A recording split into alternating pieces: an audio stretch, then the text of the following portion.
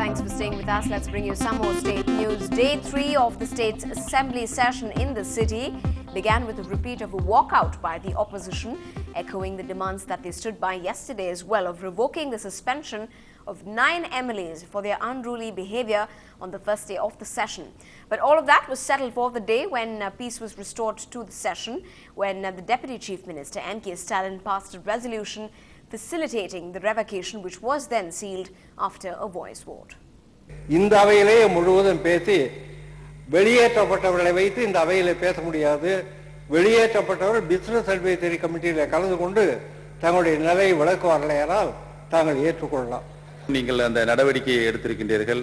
அவர்கள் மீண்டும் ஜனநாயக கடமைகளை ஆற்றுவதற்கு உரிய நடவடிக்கையாக மாண்புமிகு சட்டப்பேரவைத் தலைவர்கள் நீங்கள் அளித்த அந்த உத்தரவினை திரும்ப பெற்று அவர்கள் தொடர்ந்து இந்த சட்டமன்ற கூட்டத்தில் கலந்து கொண்டு பணியாற்றுவதற்கு உரிய வாய்ப்பினை உருவாக்கி தர வேண்டும் என்று கேட்டுக்கொள்கின்றேன். But the walkout today irked even the Chief Minister Karunanidhi when he turned the heat on the left parties for joining hands with his political arch rivals, the AIADMK. பேராசர் உள்ளிட்ட 9 திமுக சட்டமன்ற உறுப்பினர்கள் அதற்காக நம்முடைய இந்திய கம்யூனிஸ்ட் கட்சியோ மார்க்சிஸ்ட் கம்யூனிஸ்ட் கட்சியோ வெளியிலே பெரிய போராட்டத்தை நடத்திவிடவில்லை. இதுபோல அவர்கள் வலியுறுத்தி அடுத்தடுத்து சட்டப்பேரவை கூட்டங்களிலே கேட்கவில்லை. இது வரலாறு. ஆனால் இன்றைக்கு அவர்கள் வலியுறுத்துகின்ற இந்த கோரிக்கைக்கு நான் முன்கூட்டியே சொல்லிவிட்டேன். பதில் அண்ணா வழியிலே நடைபெறுகின்ற இந்த அரசு நடந்தவைகளை மறந்துவிட்டு நடப்பவைகள் நல்லவைகளாக இருக்கட்டும் என்பதற்காக அவர்களை திரும்ப அவைக்கு வந்து ஒத்துழைக்க வேண்டும் என்று கேட்டுக்கொள்கின்றேன். Well, moving on. Now, development, but at what cost? That is the question hundreds of slum dwellers are raising now. திமுக கட்சியைச் சார்ந்த 9 உறுப்பினர்களையும் 12/1/2011 புதன்கிழமை நாள் முதல் பேரவை நடவடிக்கைகளில் கலந்து கொள்ளலாம் எனும் தீர்மானத்தை முன்மொழிகிறேன். மாண்புமிகு துணை முதல்வர் அவர்கள் தீர்மானம் பேரவையின் முடிவுக்கு விடப்படுகிறது. ஏற்போர் ஆமன்க, மறுப்போர் இல்லை என்க, ஏற்போரை அதிகம் என்று கருதுகிறேன். ஏற்போர் ஏகம் தீர்மானம் நிறைவேறியது.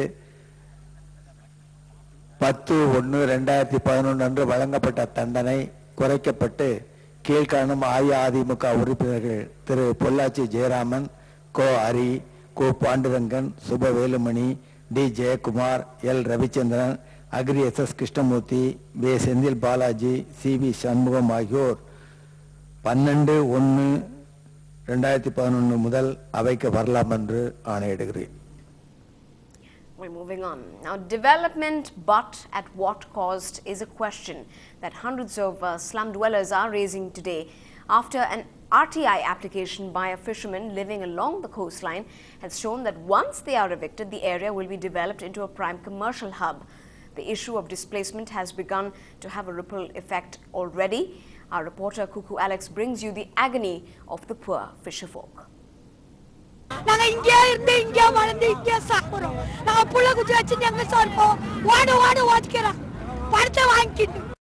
யாருக்குமே வீடு இல்ல. நாங்க எதுங்க இருக்கோம்? இத்தனை வருஷமா இத்தனை காலமா எல்லாரும் இருக்கோம். எல்லாருக்கும் வீடு கொடுக்கணும்னா யாருக்கு வீடு இல்லாம என்ன பண்ணுவாங்க? You are hearing the voices of residents in Nochikuppam who are on the verge of being evicted after they resorted to a road roko after allegedly facing discrimination in being given alternative accommodation. It was an RTI filed by a resident of the Urul Kuppam that exposed the government's plans to collaborate with certain private consultants to hand over land reserved for low-income housing to commercial developers. To the well-off, the very idea of a theatre and a 5-star multiplex right next to the beach might be a great idea. But to these people living over here, that throws their entire future into uncertainty, and they don't even know yet that they may be evicted anytime. Their plight has had a ripple effect, and residents of Srinivasapuram and Pattanampakkam now wonder if they too would be in a similar situation when their turn for relocation arrives. What is the mistake they're doing is, one is it's coastal area, and you're calling Chennai beach is one of the second world's longest, a beautiful beach. Now one is you're spoiling the environment, and more importantly, the fishermen, definitely this kind of commercial activities, especially buildings, it's going to be exploited, the land is going to be exploited, is going to be against their interest. I think that this is extremely perverted, considering the fact that the government is currently kicking out the poor from the city in the name of beautification and infrastructure development to places very far away, far removed from the places of work or from the children's schools. And the pretext under which they're doing this is by saying that the city does not have any space to accommodate the poor. But if that is the case, how did the government find the ability to clear out 29.32 acres and hand it over to the rich? The issue of displacement is not new to the city, and until an ecosystem is developed which is capable of supporting livelihoods in areas people are transplanted to, the challenges of pleasing everyone will remain. In Chennai, with inputs from Peer Mohammed, this is Kuku Alex for NDTV Hindu. Now, superstar Rajinikanth may have stopped taking the fag on screen, but after crossing swords with the PMK founder Ram Dass during the release of the film Baba in 2002, then came in 2008 a ban on smoking in public places that was enforced on Gandhi Jayanti. The idea of all this being, well, to make a healthy world for both smokers and passive smokers, but it is now mostly forgotten. Our crime reporter Salim walked down the streets of Chennai to find out whether the ban still holds good.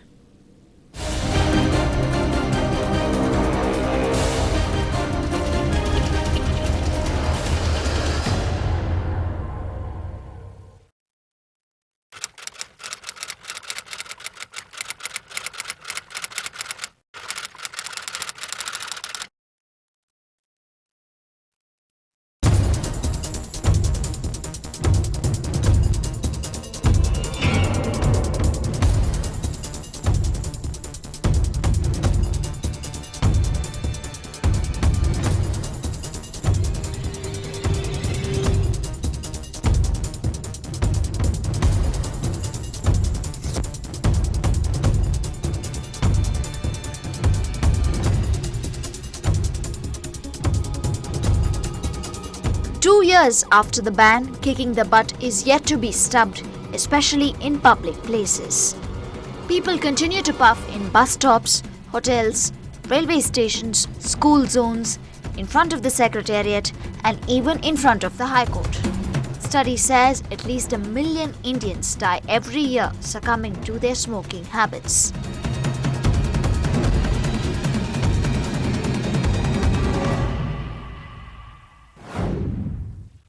People in the IT sector, especially the productive group, they are consuming more cigarettes, and so many surveys shows the report that because of stress and strain, they consume tobacco and take cigarettes.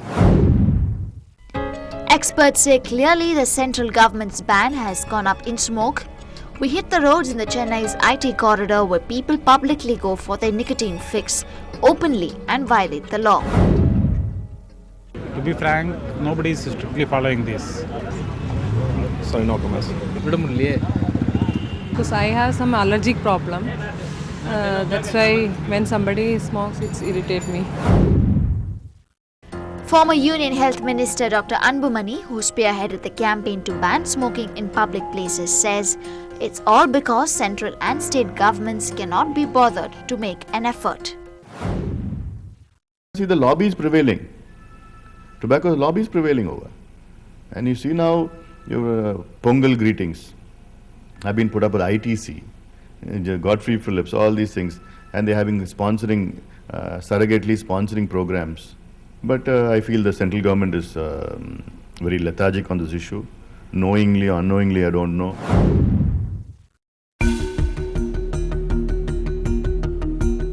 Authorities agree that only a few cases are booked.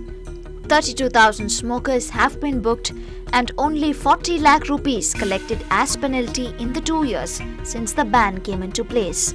But the numbers could be much bigger if monitoring were to be in place.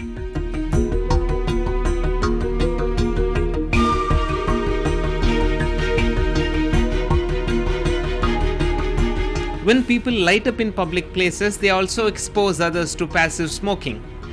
Will the authorities take the ban seriously and help the public stay healthy? In Chennai, Salim for NDTV Hindu. Well, up ahead this holiday weekend, will Vijay make sure we have a bodyguard in place to shield us from the bombing box offices? Find out when we come back.